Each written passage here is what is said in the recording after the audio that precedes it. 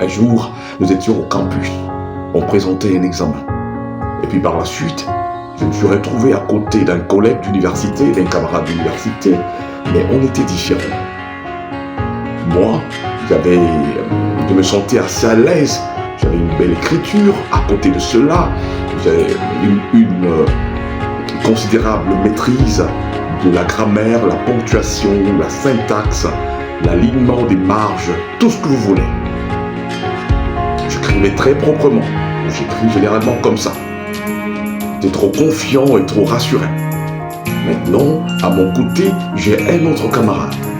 Lui, s'il commence une phrase du haut du papier, ça va aller vers le bas. Sa calligraphie était hasardeuse, par ponctuation douteuse.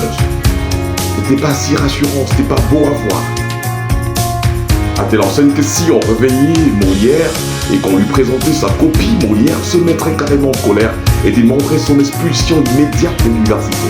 Non, rien à faire. J'ai une manière de parler. Mais ce que je veux dire, c'est que lorsque le professeur nous a retourné les copies, j'avais 0. Et lui avait 9 sur 10. Au fil des années, cette image m'est revenue. La différence entre la belle écriture et la bonne réponse. Le problème de mon voisin, c'est que ses réponses étaient conformes à la leçon vue.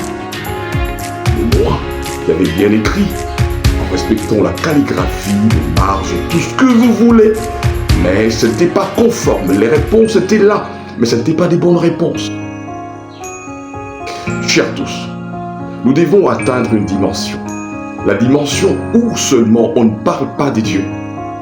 Comme l'adorateur, bien évidemment, on dit qu'il est saint, il est juste, il est fidèle, on lève les mains, on fait tout ce qu'on peut faire, on se couche à terre, c'est bon, pas de problème.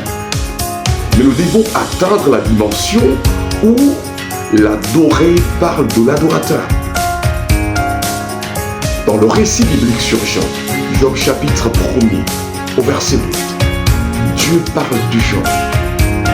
Job chapitre 2, au verset 3, Dieu vante à nouveau Job.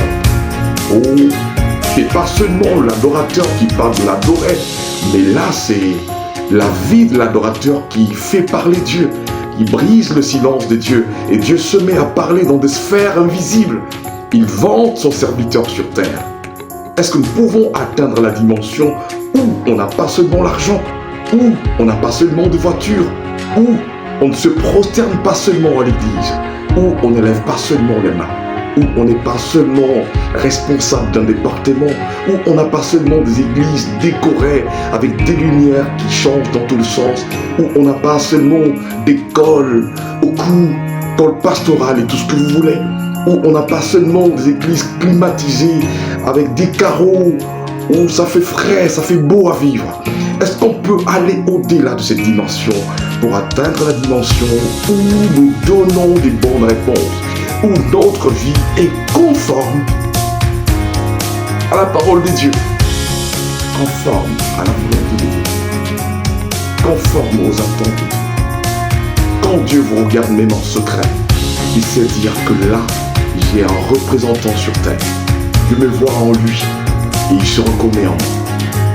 Oh, chers tous, nous nous encourageons ensemble, par la grâce de Dieu, avec le soutien de l'Esprit du Seigneur, que nous puissions atteindre le niveau où on n'écrit pas seulement bien, mais on donne aussi, surtout, les bonnes réponses. Mettons ensemble la bonne réponse, la belle écriture. Ça sera magnifique. Je ne suis pas contre la forme. Tout ce que nous faisons dans nos églises, l'organisation, l'administration, la théologie, je ne suis pas contre ça. C'est beau. Mais à cela, greffons l'obéissance stricte et absolue à la parole de Dieu.